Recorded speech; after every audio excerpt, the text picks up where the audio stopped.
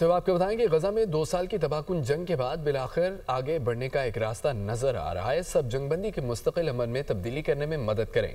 सब मिलकर मशरिक वस्ता को हथियारों और तबाही से पाक इलाका बनाएं। हमें इस रफ्तार को ठोस इकदामात में तब्दील करना चाहिए।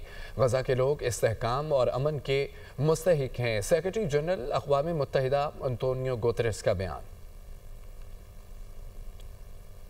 ट्रंप का सऊदी अरब को F-35 लड़ाका तैयारे फरोख्त करने का ऐलान। सऊदी वलीअहद मोहम्मद बिन सलमान आज अमेरिका पहुंच रहे हैं। ईरान की एटमी सलाहियत खत्म कर दी। अमेरिकी सदर डोनाल्ड ट्रंप की व्हाइट हाउस में फीफा के चेयरमैन के साथ मीडिया से गुफ्तगू कहा। फीफा वर्ल्ड कप के लिए टास्क फोर्स बना रहा है। मार्को रूबियो होमलैंड सिक्योरिटी से मिलकर वर्ल्ड कप की तैयारियों पर काम करेंगे। साइटल में अमन व अमान का मसला हुआ तो मैच दूसरे शहर मुंतकिल करेंगे। मजीद ये कहा है कि अमेरिका में गैर कानूनी तारकीन वतन की शक्ल में जराइम पेश अफराद आए, जराइम का गढ़ बनने वाले शहरों में फौज भेजेंगे। अमेरिका में तवील तरीन शटडाउन के जिम्मेदार डेमोक्रेट्स हैं। अमेरिका में 1 साल बाद कंप्यूटर चिप्स बनना शुरू हो जाएंगी। अमेरिका में तवील तरीन शटडाउन के जिम्मेदार डेमोक्रेट्स हैं। अमेरिकी सदर डोनाल्ड ट्रंप की जानिब से कहा गया। सऊदी वलीअहद मोहम्मद बिन सलमान का दौरे पर वाशिंगटन रवाना और वलीअहद मोहम्मद बिन सलमान सदर ट्रंप की दावत पर अमेरिका का दौरा कर रहे हैं। सऊदी मीडिया के मुताबिक सऊदी वलीअहद ओवल ऑफिस में सदर ट्रंप से मुलाकात करेंगे। कौमी सलामती, AI और न्यूक्लियर मुआहदे एजेंडे का हिस्सा होंगे। फ़लस्तीन के 2 रियासती हल से मुतालिक उमूर भी ज़ेर बहस आएंगे। अमेरिका सऊदी अरब ताल्लुकात को 7 साल बाद नई जहत देने की कोशिश होगी। सऊदी अरब और अमेरिका के दरमियान सरमायाकारी कॉन्फ्रेंस 19 नवंबर को होगी। सऊदी वलीअहद मोहम्मद बिन सलमान का 2018 के बाद ये पहला दौराए अमेरिका है। मुस्तकिल रिहाइश के लिए 20 साल इंतजार। अपील के हक में सख्ती। बरतानिया का पनाहगज़ीन निज़ाम में बड़े इस्लाहती इक़दामात का ऐलान। नई पनाहगज़ीन policy restoring order and control जारी कर दी। बरतानवी वज़ीर दाखिला शबाना महमूद ने असाइल निज़ाम को बेकाबू करार दे दिया। कहा कि बरतानवी अवाम पर बोझ बढ़ गया है। मौजूदा निज़ाम गैर मुनसफ़ाना महसूस होता है। बरतानिया में गैर कानूनी दाखिले से कम्यूनिटीज़ अदम इस्तेहकाम का शिकार है। मुल्क पहले से ज़्यादा तकसीम का शिकार हो चुका। तशद्दुद और नस्ल परस्ती नाकाबिले जवाज़ है। बहरान हल ना हुआ तो गुस्सा नफरत में बदल सकता है। 4 साल में बरतानिया में 4 लाख अफराद ने पनाह की दरख्वास्तें जमा करवाई। 1 लाख से ज़ायद अफराद इस वक्त सरकारी पनाहगाहों में रह रहेंगे। 8 साल बाद भी निस्फ़ से ज़्यादा महाजरीन सरकारी फ़ायदे पर इन्हसार करते हैं। अवाम इस निज़ाम का खर्च उठाते हैं, इसलिए इस्लाहात वक्त की ज़रूरत है। बरतानवी अपोजिशन लीडर ने हुकूमती इस्लाहात को खुशाइंद करार दे दिया। नई पॉलिसियों पर इत्मीनान का इजहार भी किया। मज़ीद इक़दामात की ज़रूरत पर जोर दिया। कहा कि बहरान हल ना हुआ तो गुस्सा नफरत में बदलेगा। इलेक्शन कमीशन का इस्लामाबाद में बल्दियाती इंतखाबात कराने का हुक्म। इलेक्शन कमीशन ने इस्लामाबाद बल्दियाती इंतखाबात से मुतालिक महफूज फैसला जारी कर दिया। इलेक्शन कमीशन का मुतल्लिका ब्रांच को शेड्यूल जारी करने की भी हिदायत। फैसले में कहा गया है कि इस्लामाबाद लोकल गवर्नमेंट एक्ट शेख 15 आइन के खिलाफ है। रिटर्निंग ऑफिसर का तकर्रुर आइन व कानून के मुताबिक इलेक्शन कमीशन का इख्तियार है। सेक्रेटरी यूनियन काउंसिल का मखसूस नशिस्तों पर इंतखाब आइन की खिलाफ वर्जी है। फैसले में मजीद ये भी कहा गया है कि खवातीन समेत दीगर मखसूस नशिस्तों पर इंतखाबात सेक्रेटरी यूनियन काउंसिल नहीं करवा सकता। इंतखाबात के लिए DRO, RO और दीगर अमला तैनात करना इलेक्शन कमीशन का इख्तियार है। इलेक्शन कमीशन अपने अफसरान, अदलिया या इंतजामिया में से इलेक्शन अमला तैनात करेगा। सेक्रेटरी यूनियन काउंसिल सरकारी ऑफिसर की तारीफ पर पूरा नहीं उतरता। हमास और दीगर फ़लस्तीनी मज़ामती ग्रुपों ने गजा करारदाद के मुसव्वदे को मुस्तरद कर दिया।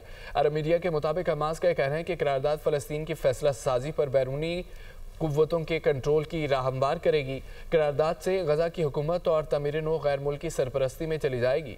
गजा में बैनुल अक़वामी फ़ोर्स की तैनाती का मतलब गैर मुल्की सरपरस्ती होगा। गजा में इंसानी इमदाद का इंतज़ाम अक़वाम मुत्तहिदा के ज़ेर निगरानी फ़लस्तीनी इदारों के पास होना चाहिए। इंसानी हकूक़ की खिलाफ वर्जियों, सरहदी पॉलिसियों पर बैनुल अक़वामी मैकेनिज़्म के तहत इसराइल का एहतसाब किया जाए। जाने बांग्लादेश की अदालत ने शेख हसीना वाजिद को सजाए मौत सुना दी। प्रोसिक्यूटर के मुताबिक हसीना वाजिद के मुजाहरा करने वाले तलबा के कत्ल के अहकाम दिए। उन्होंने तलबा के मुतालबात सुनने के बजाय फसादात को हवा दी। साबिक बांग्लादेशी वज़ीर आज़म ने मुजाहिरीन के कत्ल के लिए हेलीकॉप्टर्स और ड्रोन्स के इस्तेमाल की इजाज़त दी। हसीना वाजिद ने इस्ताल अंगेज़ तकारीर के जरिए मुजाहिरीन के खिलाफ लोगों को उकसाया। साबिक वज़ीर आज़म पर तलबा तहरीक के खिलाफ क्रैकडाउन, वसी पैमाने पर हलाकतों का इल्ज़ाम है। कराची से खबर आपको दें, जहां डिफेंस फेज़ 5 में अमानत से 9 बेहाता लड़की की फंदा लगी लाश बरामद हुई। 17 साल जैनब की 1 माह कबल शादी हुई थी। ताल्लुक सियालकोट से था। पुलिस के मुताबिक जैनब कुछ रोज़ पहले शोहर की खाला के घर आई थी। लाश 4 मंजिला इमारत की छत से मिली। शोहर घर पर मौजूद नहीं था। पुलिस ने मुतवफ़िया के शोहर की खाला और कज़न का बयान रिकॉर्ड करवा लिया है। ये मामला क्या है, कराची से हमारे नुमाइंदे अजहर ज़ैदी साथ हैं। अजहर, बताइएगा। कुल डिफेंस फेज 5 में इमारत से लड़की की फंदा लगी लाश मिलने का मामला है। मुतफिया की शनाख्त 17 साल जैनब के नाम से हुई है। पुलिस के मुताबिक मुतफिया लड़की का आबाई ताल्लुक सियालकोट से था। 1 माह कबल जो है शादी होकर कराची आई थी। पुलिस ने मजीद बताया कि मुतफिया शौहर की खाला के घर कराची डिफेंस में कुछ रोज कबल रिहाइश पजीर हुई थी, जबकि मुतफिया का शौहर कानून नाफिज करने वाले इदारे का अहलकार बताया जा रहा है। मुतफिया की लाश 4 मंजिला इमारत की छत से मिली। पुलिस ने बताया कि 4थी मंजिल पर मुतफिया के शौहर की खाला का फ्लैट है। लाश छत के फर्श पर मौजूद थी और दुपट्टे का फंदा लगा हुआ था। पुलिस ने मजीद बताया कि मुतफिया के शौहर की खाला और कजन का बयान रिकॉर्ड कर लिया गया है, जबकि मुतफिया का शौहर, शुक्रिया, बयान रिकॉर्ड करवा लिया गया। तेहरान से इस्तांबुल के रूट को बहाल करेंगे तो हमारी रेलवे को 4 चांद लग जाएंगे। सेंट्रल एशिया में रेलवे की बड़ी ज़रूरत है। आप कोशिश करें ताकि हम पाकिस्तान को रेलवे के जरिए दीगर ममालिक के साथ जोड़ें। मैं बिला खौफ तरदीद ये कहना चाहता हूँ कि आबादी साहब पाकिस्तान रेलवे के इस बसीदा निज़ाम को जदीद निज़ाम में बदलने के लिए जिस तरीके से मेहनत कर रहे हैं, मैं आपको दिल की अथाह गहराइयों से आपको मुबारकबाद पेश करना चाहता हूँ। जिस तरह आपने पंजाब में पंजाब की गवर्नमेंट के साथ, चीफ मिनिस्टर पंजाब के साथ आपने पार्टनरशिप की है, इसी तरीके से सिंध में आप सिंध गवर्नमेंट के साथ और सिंध चीफ मिनिस्टर के साथ आप पार्टनरशिप कर रहे हैं। और मैं समझता हूँ कि इसी तरह बलूचिस्तान में, इसी तरीके से केपी में ये पार्टनरशिप करके आप पाकिस्तान रेलवे को इंशाअल्लाह चंद ही सालों में, मैं समझता हूँ कि इस खत्ते में एक शानदार ट्रांसपोर्ट सिस्टम बना के आप छोड़ेंगे। फ्रेट सिस्टम को भी आप पूरी तरह ऑर्गेनाइज कर रहे हैं। थरकोल को ट्रांसपोर्ट करने के लिए वफाक और सिंध गवर्नमेंट का एक इश्तराक है, 50-50 हम उसमें इन्वेस्टमेंट कर रहे हैं। जो रकूम आपको दरकार हैं इंशाअल्लाह वो फिलफौर वो आपको हम दिलवाएंगे, ताकि जो आपने प्रोग्राम बनाया है उस प्रोग्राम को, उस टारगेट को अचीव किया जा सके। कराची के आवाम के लिए एक बहुत ही नागुज़ीर मंसूबा है, उसके लिए हम मिलकर पूरी कोशिश अपनी जारी रखेंगे। मुझे यकीन है कि जल्द ये मंसूबा जो है ये इंशाअल्लाह ये एक रियलिटी बनेगा।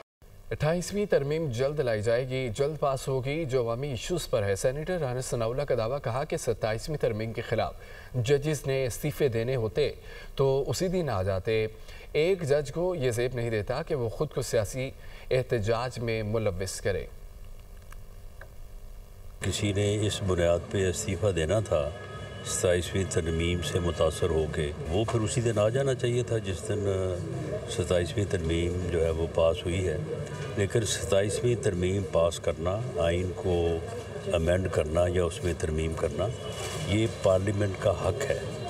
और इन तमाम जजेज़ ने आइन के तहफ़्फ़ुज़ की कसम खाई हुई है। तो एक जज को ये ज़ेब नहीं देता कि वो इस किस्म के सियासी एहतजाज में ख़ुद को जो है वो मुलव्वस करें। तो जिन लोगों ने इस्तीफ़े दिए हैं उनके भी जो है वो ज़ाती और सियासी मकासद थे। एक जज के लिए ये मुनासिब नहीं है कि वो एक जज के मनसब पे बैठ के जो है वो सियासी एहतजाज करे। 28वीं तरमीम जो है, जो अवामी इशूज़ हैं कि किस तरह से बेहतर अंदाज से आवाम के मसाइल को हल किया जा सकता है, तो उसके ऊपर बहस जारी है। और उस बहस के नतीजे में अगर कोई कंसेंसस होता है तो कंसेंसस के बाद जो है वो 28वीं तरमीम लाई जा सकती है।